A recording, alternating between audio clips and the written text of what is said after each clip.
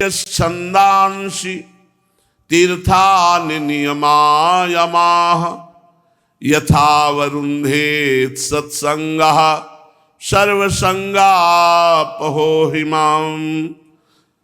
भगवान श्री कृष्ण कहते हैं, हे प्रिय उद्धव, मैं सबसे ज्यादा उससे प्रसन्न होता हूं, उसके अधीन हो जाता हूं जो रोज सत्संग सुनता है।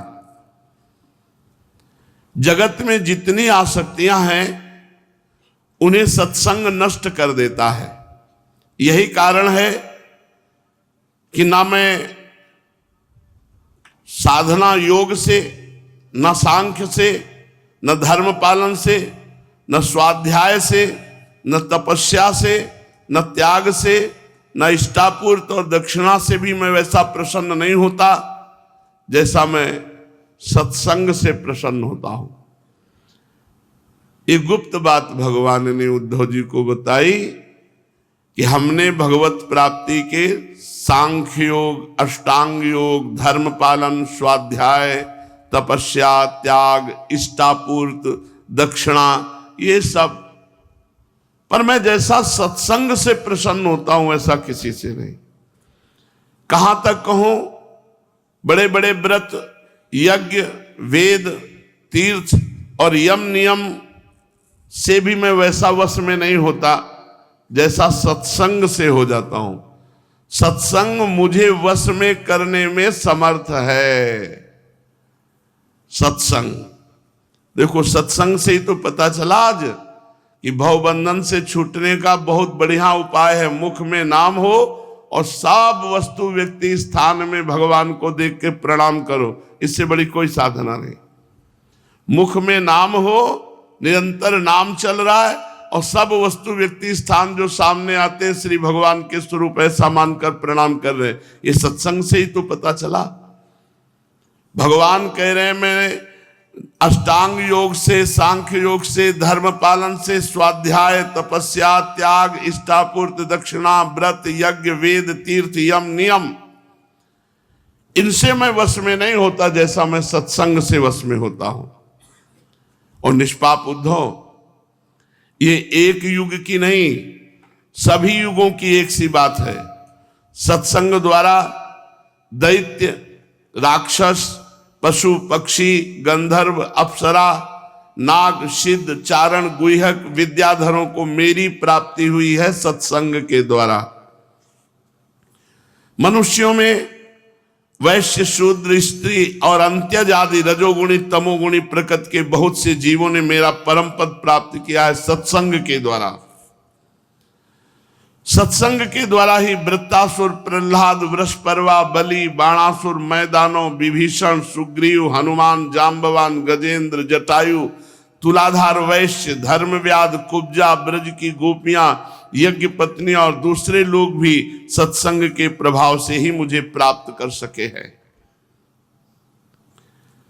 मैं जिन लोगों की बात बताई, इन लोगों ने ना तो वेदों का स्वाध्याय किया था, न विधि पूर्वक महापुरुषों की उपासना की थी। इसी प्रकार इन्होंने कृच्छ, चंद्रायण आदि व्रत और कोई तपस्या भी नहीं की थी। बस केवल सत्संग के प्रभाव से ही वे मुझे प्राप्त हो गए। गोपियां, गौवें, यमलार्जुन आदि वृक्ष, ब्रज के हरिण आदि पशु, कालिया आदि नाग, ये तो साधन साध्य के संबंध में सर्वथा ही मूढ़ बुद्धि थे। इतने ही नहीं, ऐसे ऐसे और भी बहुत हो गए हैं जिन्होंने केवल प्रेम पूर्वक सत्संग के द्वारा भाव प्रकट हुआ और उन्होंने मेरी प्राप्ति कर ली, कृतकृत्य हो गए। उद्धव, बड़े बड़े प्रयत्नशील साधक योग, सांख्य, दान, व्रत, तपस्या, यज्ञ, श्रुतियों की व्याख्या, स्वाध्याय और संन्यास, इन साधनों के द्वारा मुझे प्राप्त नहीं कर सके, परंतु सत्संग के द्वारा तो मैं वृक्ष को भी प्राप्त हो गया, गाय को भी प्राप्त हो गया, कालिया नाग को भी प्राप्त हो गया, पशु पक्षियों को भी प्राप्त हो गया। मैं सत्संग के द्वारा अत्यंत सुलभ हूं। बड़े भाग्यशाली हैं जिनको सत्संग रोज मिलता है। रोज सत्संग प्रगट में अगर मिलता है तो देख लो, इससे बड़ा कोई साधन नहीं। भगवान कह रहे मैं सबसे ज्यादा सत्संग से प्रसन्न होता हूं। उद्धव, जिस समय अक्रूर जी भैया बलराम जी के साथ मुझे ब्रज से मथुरा ले आए, उस समय गोपियों का हृदय गाढ़ प्रेम के कारण मेरे अनुराग के रंग में रंगा हुआ था।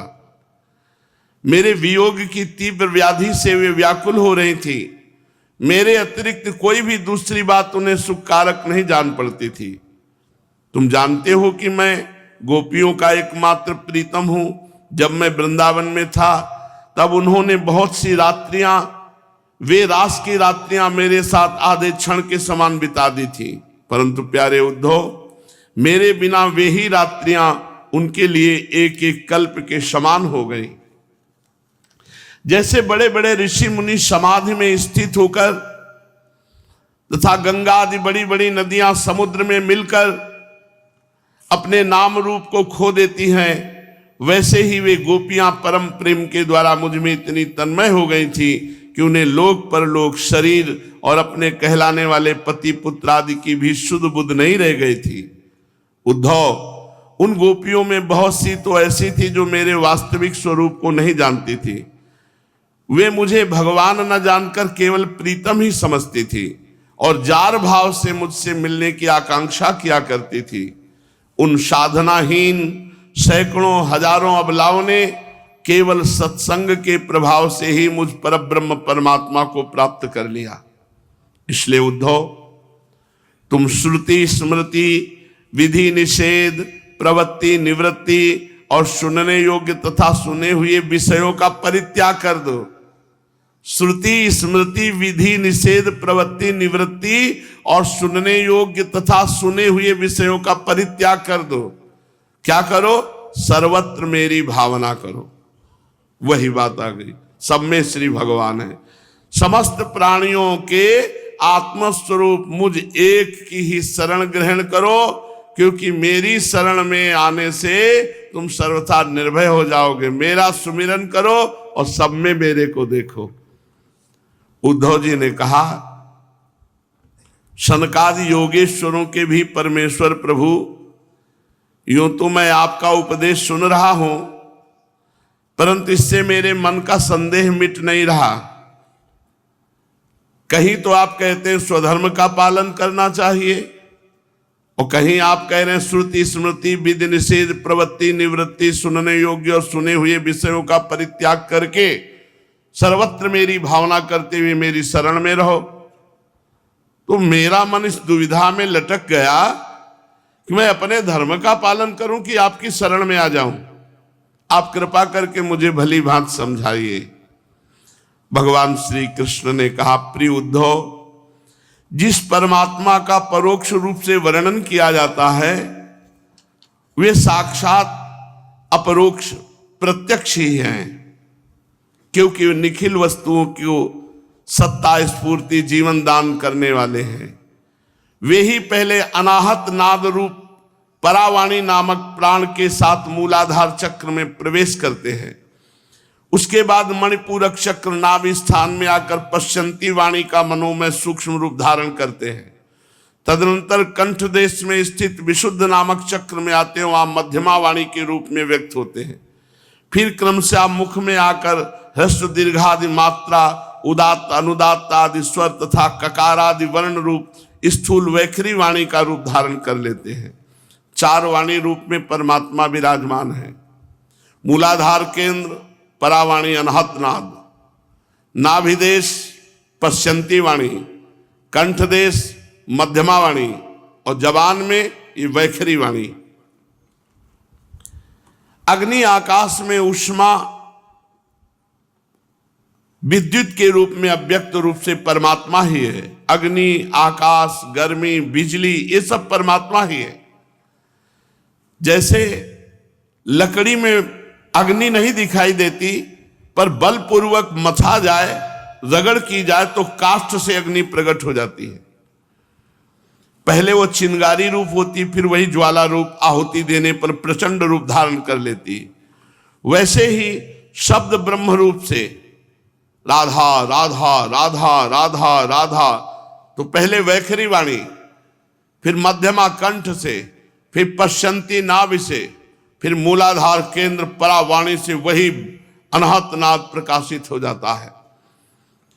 इस प्रकार उद्धव बोलना, हाथों से काम करना, पैरों से चलना, मूत्रेंद्री गुदा से मलमूत्र त्याग करना, सूंघना, चखना, देखना, छूना, सुनना, मन से संकल्प विकल्प करना, बुद्धि से समझना, अहंकार के द्वारा अभिमान करना, महातत्व के रूप में सबका ताना बाना बुनना, सतोगुण रजोगुण तमोगुण के विकार कहां तक कहूं, समस्त कर्ता करण कर्म मेरी ही अभिव्यक्तियां, मैं ही सब रूपों में हूं। सब शास्त्रों का एक ही मत है। यह सबको जीवित करने वाला परमेश्वर ही इस त्रिगुणमय ब्रह्मांड कमल का कारण है। ये आदि पुरुष पहले एक अव्यक्त था, फिर वही अनेक रूपों में हो गया, वही परमात्मा। जैसे उपजाऊ खेत में बोया हुआ बीज शाखा पत्र पुष्पादि अनेक रूप धारण कर लेता है, वैसे ही काल गति से माया का आश्रय लेकर शक्ति विभाजन के द्वारा परमेश्वर ही अपने आप को अनेक रूपों में प्रतीत करने लगा। जैसे तागों के ताने बाने में वस्त्र ओतप्रोत है, ऐसे सारा विश्व परमात्मा ही परमात्मा है। कपड़े में सूत के सिवा कुछ नहीं, तो जगत में परमात्मा के सिवा कुछ नहीं। जैसे सूत के बिना वस्त्र का अस्तित्व नहीं, किंतु सूत वस्त्र के बिना भी रह सकता है, वैसे ही जगत के न रहने पर भी परमात्मा रहता, किंतु परमात्मा के बिना जगत का कोई अस्तित्व नहीं। उद्धव समझो, ये संसार वृक्ष अनादि और प्रवाह रूप से नित्य है। इसका स्वरूप ही है कर्म की परंपरा। इस संसार रूपी वृक्ष के फल फूल हैं मोक्ष और भोग। इस संसार वृक्ष के दो बीज हैं, पाप और पुण्य। असंख्य वासनाएं इसकी जड़ें हैं, 3 गुण तने हैं, 5 भूत इसकी मोटी मोटी प्रधान शाखाएं हैं। शब्द स्पर्श रूप रस गंध ये 5 विषय हैं। 11 इंद्रियां इनकी शाखा हैं। जीव और ईश्वर 2 पक्षी इसमें घोंसला बनाकर निवास करते हैं। इस वृक्ष में वात पित्त और कफ रूप 3 तरह की छाल है। 2 प्रकार के फल लगते हैं, सुख और दुख। ये विशाल वृक्ष सूर्य मंडल तक फैला हुआ है। जो गृहस्थ शब्द रूप रस आदि विषयों में फंसे हुए हैं, कामनाओं में भरे हुए हैं, वो गीध के समान है। इस वृक्ष का वो दुख रूपी फल भोगते हैं, क्योंकि वे अनेक प्रकार के कर्मों के बंधन में फंसे रहते हैं। और जो अरण्यवासी परमहंस सन्यासी विषयों से विरक्त हैं, वे इस वृक्ष में गीध नहीं राजहंस के समान है, और वो इसका सुख रूपी फल भोगते हैं। प्रिय उद्धव, इतनी बात समझ लो कि मैं एक ही अनेक रूपों में हूं।